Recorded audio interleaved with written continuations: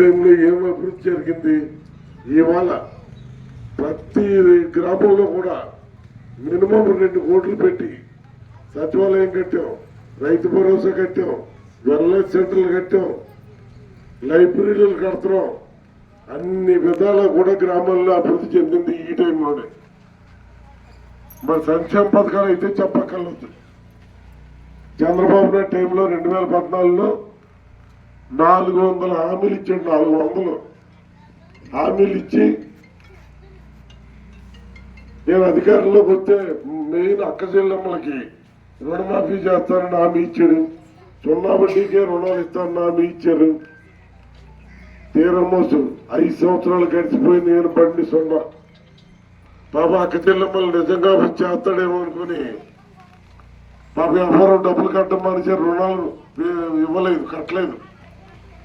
అది తడుపు ఇప్పుడై 5 సంవత్సరాల్లో 5 లక్షలు ఉన్న లోను 8 లక్షలు 10 లక్షలు అయిపోయింది. ఇంకా కట్టలేక చేతిలో తీశారు. గ్రూపులన్నీ పోయి ఆ టైంలో జగన్మోహన్ రెడ్డి గారు వచ్చి అక్క చెల్లెమ్మలకి నేనున్నాను, మీ తమ్ముడిగా నేను బాధ్యత నెరవేర్చాను, అందరికీ రుణమాఫీ చేస్తాను, 0 వడ్డీకే రుణాలు కూడా ఇస్తానని చెప్పి హామీ ఇచ్చాడు. ఆయన ఇచ్చిన హామీల్లో నవరత్నాల్లో ఏ ఒక్క హామీ కూడా మిస్ అవ్వలేదు. భారతదేశంలో లేని ఆయన ఒక క్యాలెండర్ ఇచ్చారు. అమ్మఒడు ఎప్పుడు వస్తుంది, ఏ డేటు, చేయూత ఎప్పుడు, చేదోడు ఎప్పుడు, ఆసరా ఎప్పుడు, విద్యా దీవెన ఎప్పుడు, వసతి దీవెన ఎప్పుడు, అన్ని కూడా మనకంటే ఎక్కువ ఆడవాళ్ళకి తెలుసు. అంత జెన్యూన్ గా ఏది మాట తప్పకుండా ఆయన చేసుకొచ్చాడు. 5 సంవత్సరాలు కంప్లీట్ అయిపోయిన తర్వాత మరలా మీ దగ్గర ధైర్యంగా వచ్చి ఓటాడగలుగుతాం. జగన్మోహన్ రెడ్డి గారు ముఖ్యమంత్రి గారు ఒకటే అంటున్నారు, నేను ఇచ్చిన సంక్షేమ పథకాలన్నీ మీరు అందుకొని మీరు సంతృప్తిగా ఉంటేనే నాకు ఓటేయమంటున్నారు. ఆ ధైర్యం ఎవడన్నా అడగలరా? చంద్రబాబు నాయుడు ఒక్క మీటింగ్ లో నేను 400 హామీలు ఇచ్చాను, అన్ని నెరవేర్చాను, నెరవేర్తేనే మీరు ఓటు వేయండి. 1 కోటి పడదు, 1 కోటి. ఎందుకంటే ప్రజలను మోసం చేసిన ఇవాళ మహిళలు ఉన్నారు. మహిళలు కూడా అందరినీ నమ్ముతారు. పాపం మగవాళ్ళ కంటే మహిళలే ఎక్కువ నమ్ముతారు.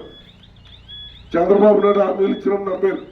ఆ పాపం నిజంగా రుణమాఫీ చేస్తాడులే, పాపం మా కష్టాలు చేరుతాయి అనుకున్నారు. నమ్మింది మోసం చేసేది. ఇంకా అమ్మలేదు, నమ్మలేదు. జగన్మోహన్ రెడ్డి గారు హామీ ఇచ్చారు.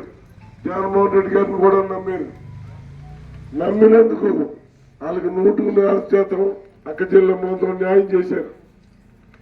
జగన్మోహన్ రెడ్డి గారు కేవలం అక్క చెల్లెమ్మల్ని నమ్ముకున్నాడు. ఆయన లాస్ట్ టైం వాళ్ళ మాటలు నమ్మి మీరు వేసిన ఓట్లకి 160-65% మహిళలందరూ ఓట్లు వేశారు. దానివల్లే 151 ఎమ్మెల్యేలు గెలుచుకున్నాం. భారతదేశ చరిత్రలోనే ఇంత పెద్ద మెజార్టీ ఎప్పుడు రాలేదు. మరలా ఇవాళ అదే జగన్ గారు మరలా ఇవాళ కొత్తగా ఒక మేనిఫెస్టో తీసుకొచ్చారు.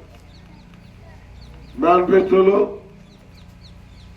పెన్షన్లు అన్ని కూడా 3,500 ఇస్తానని 3,000 నుంచి 3,500 పెంచారు. అదేవిధంగా అమ్మఒడి 15,000 నుంచి 17,000 పెంచారు. రైతు భరోసా రైతులకి 13,500 నుంచి 16,000 పెంచారు.